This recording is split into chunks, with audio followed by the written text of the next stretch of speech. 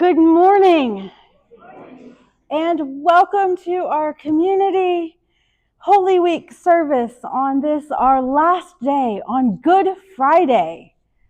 We welcome everyone who's joining us, and we welcome those of you who are joining us online as well, whether that is on Facebook or YouTube. I'm not sure if YouTube is recording right now or not, but if not, this will go up on Facebook this afternoon. I know it's being recorded there. With that, let us begin our worship. And to start our worship, I'm going to do something a little bit different. I'm going to ask if Becky and TJ and Steve will come forward. Let's see, Philip's not here, is he? And we've had a great week here at our service. Y'all didn't know I was going to do this, did you? That's okay. It doesn't matter.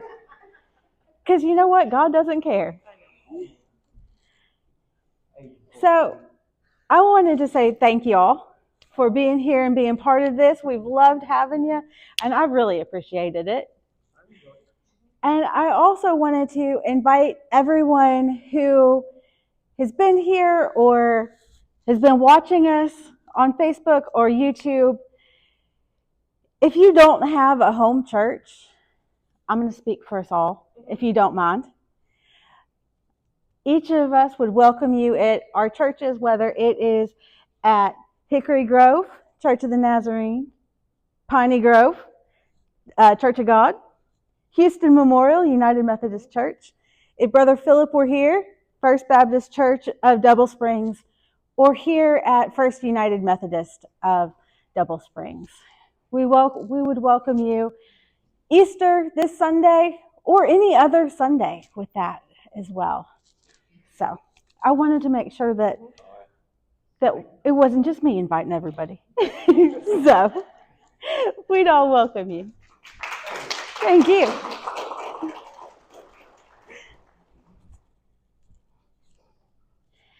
And with that, let us start our Good Friday service.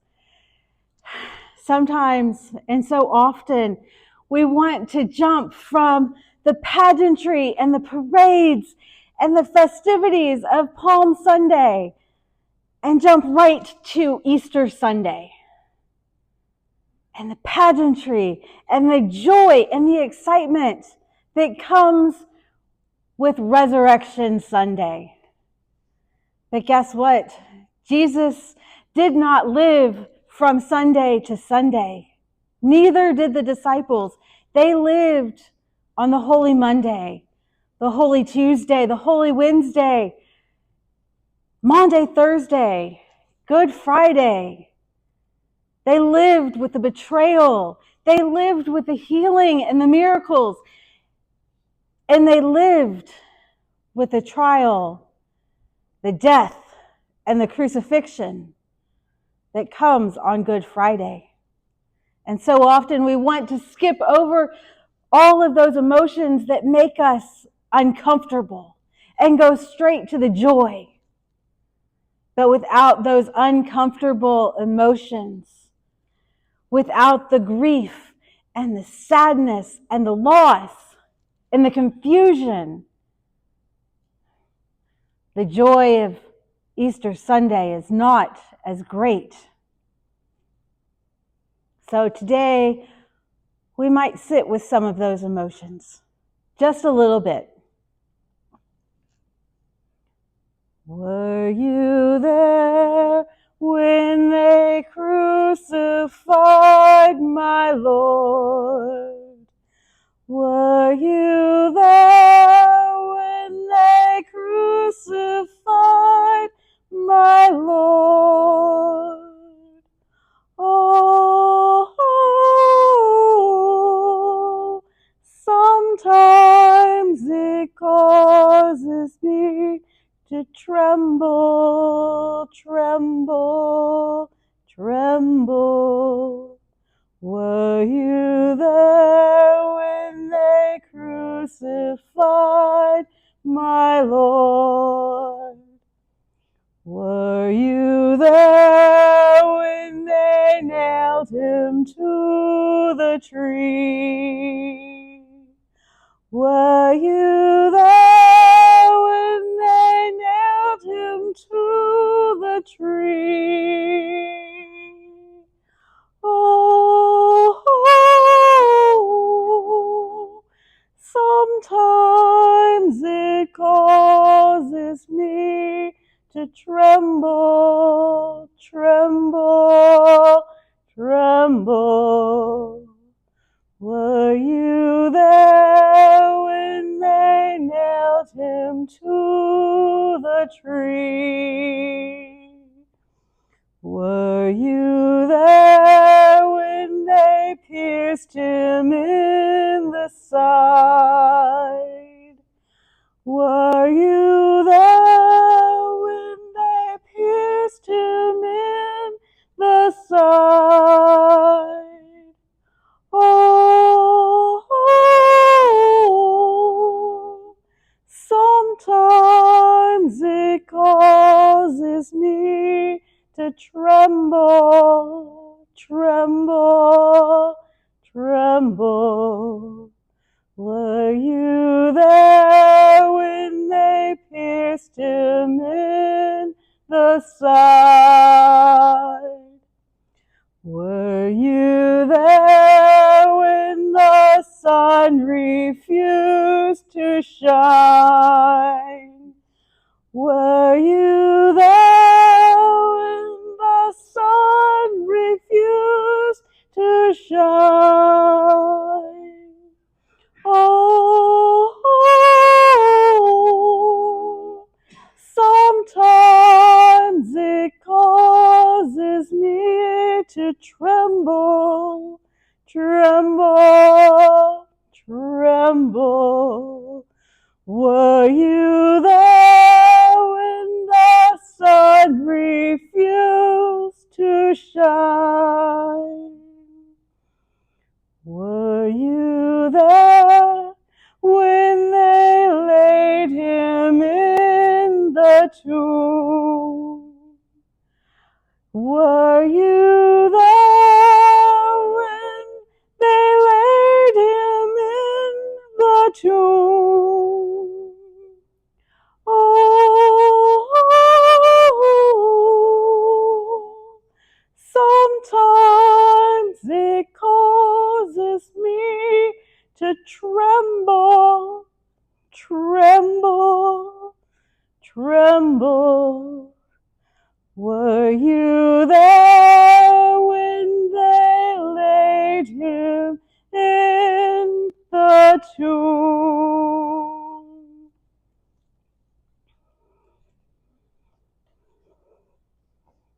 Were you there? Did you see?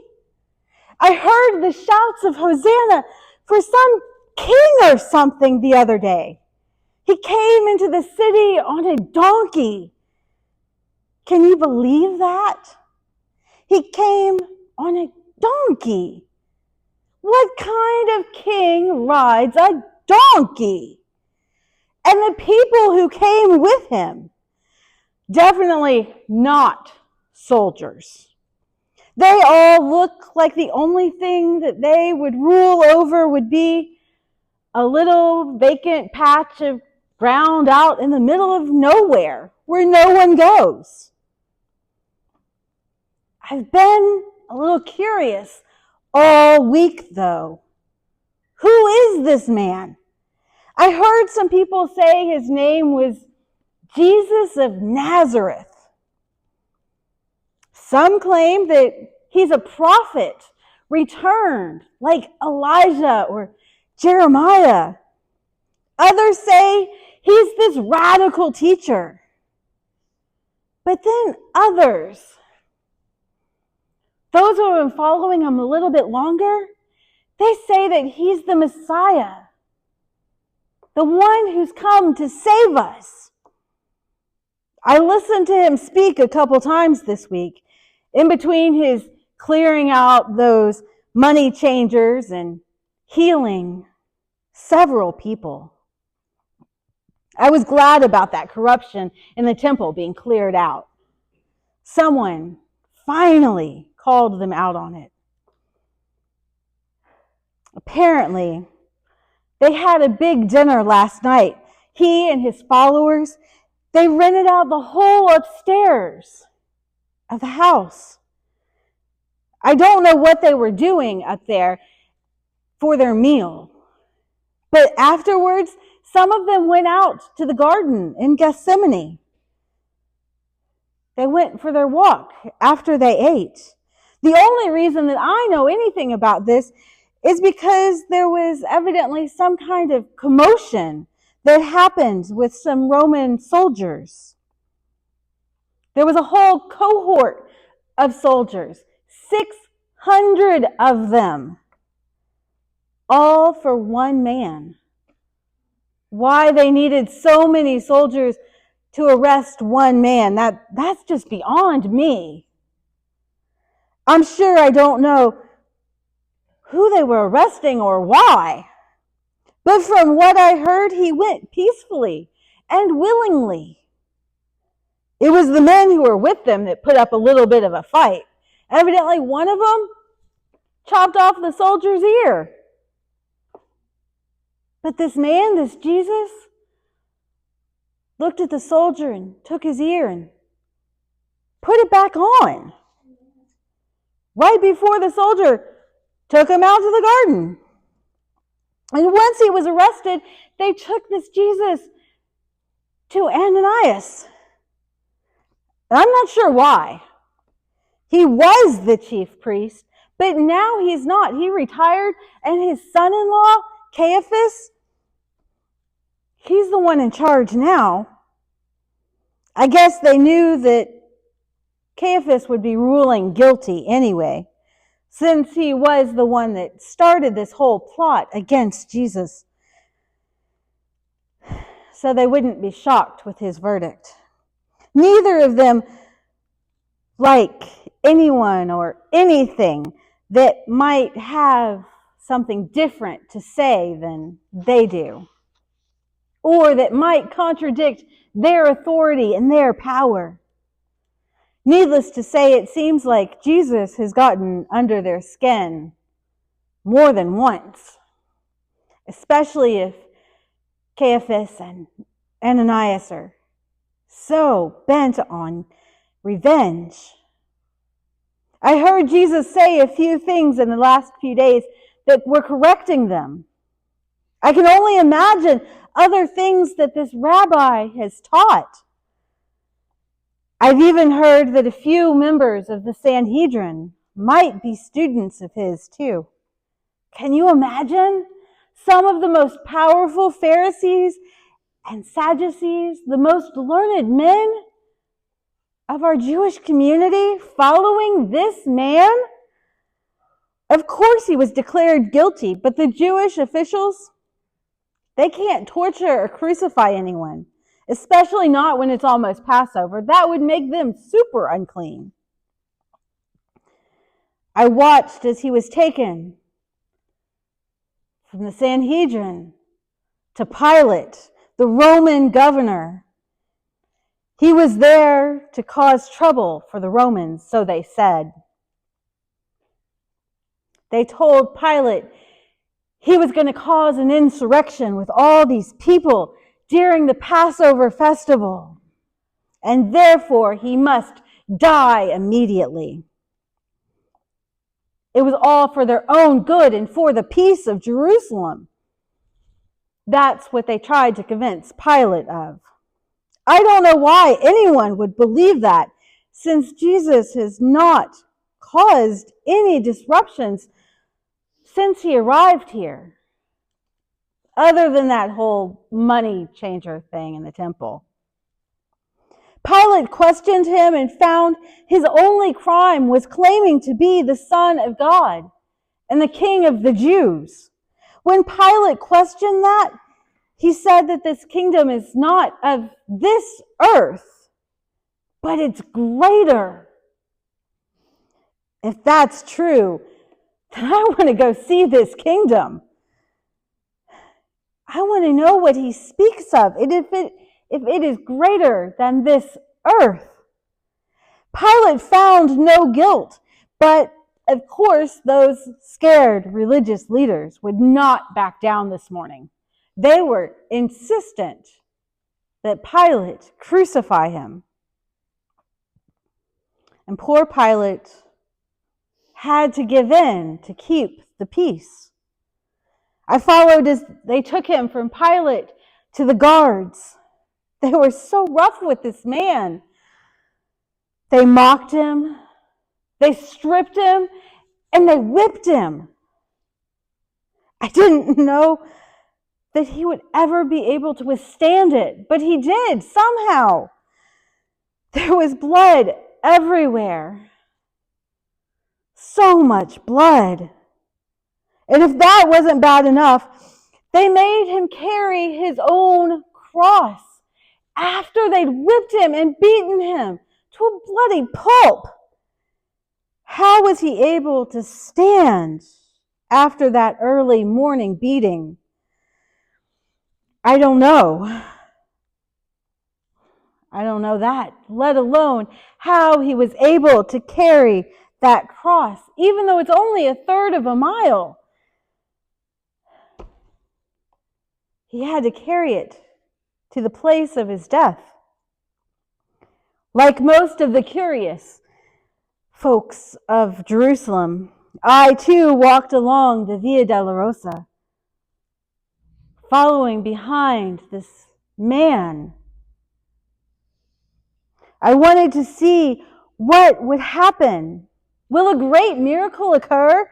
Will he heal himself as he has healed so many? He is so weak, but still going. A man from Cyrene named Simon is walking with him to help if he struggles, if he stumbles, if he falls. Now, as we arrive at Golgotha, Jesus seems to be accepting of what is happening, almost as if he knew what was coming. How is he so calm? Why does he seem to be radiating love for everyone around? That sound, the banging of the hammers, how is he able to withstand it? With each bang, the nails pierce further and further into his hands and feet. The pain must be excruciating. The torture he was enduring this morning would have caused any other man to give up the spirit already. But not him. Not Jesus. It seems like there is still something he feels he must do. There's a feeling in the air. It's like a sorrow and a grief and love, all rolled up into one, rolled up together like a big hug. How is he talking? I can understand the thieves on his right and his left, since they did not endure the same cruelty this morning as Jesus did. But how is he able to talk with them, to have the strength and the breath? And now he's telling one of them that he will see him again later today? How? What is this kingdom that he keeps talking about? He's calling out that he thirsts. From this, the man who says he is the living water? I guess if he's feeling so forsaken by his friends, his followers, and even Yahweh, he would need something to fill that emptiness, that loneliness of this pain and this death. There's a bottle of wine and a sponge on a hyssop branch. Hopefully someone will give him some of that wine. He does seem to like wine a lot. I've noticed that he and his disciples often drink of it. Hyssop. That's what they used to paint the blood on the doorways of the first Passover in Egypt. It's also used in purification rituals. I wonder if there's something to be purified here. Why the hyssop? To give him wine. I can hear him talking to his mother and that other disciple who's the only one brave enough to be at the foot of the cross this morning. They're comforting each other. It must be so hard and so painful for them. It doesn't seem right that this innocent man who was taught and loved so much and healed so many should be slain at the same time as the lambs are being sacrificed in the temple for the Passover feasts. Wait, it seems he has something else to say. This beaten yet strong man is trying to catch enough breath. It is finished.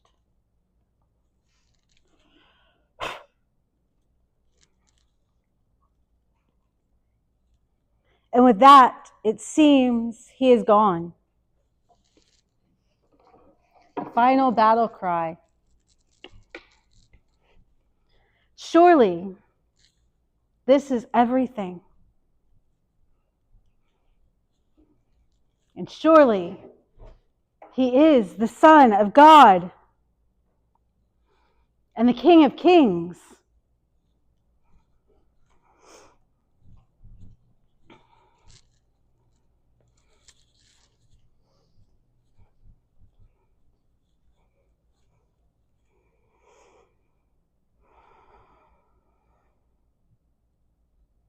But why? Why didn't he pull himself off of that cross? Wait, what is this? Is that Joseph of Arimathea talking to the guards? Taking the body? And here comes Nicodemus with spices and linen. They're taking him to the tomb. I've heard that there were some disciples. Surely this proves it.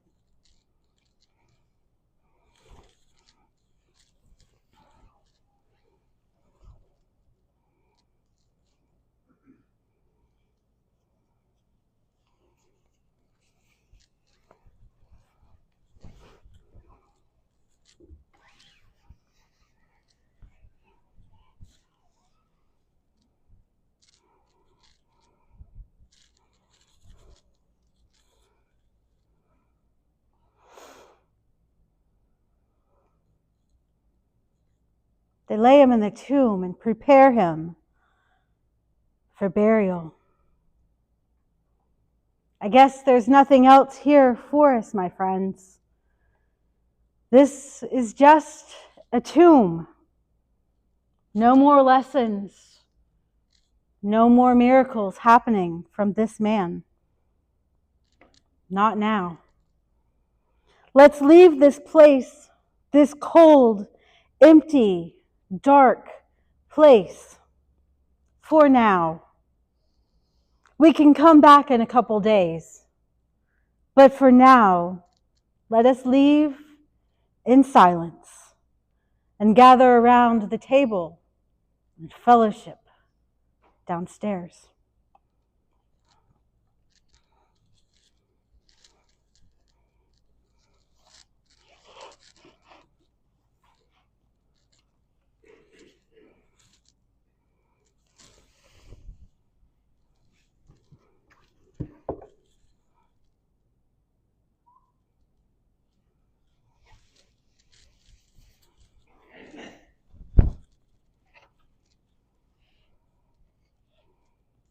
Amen.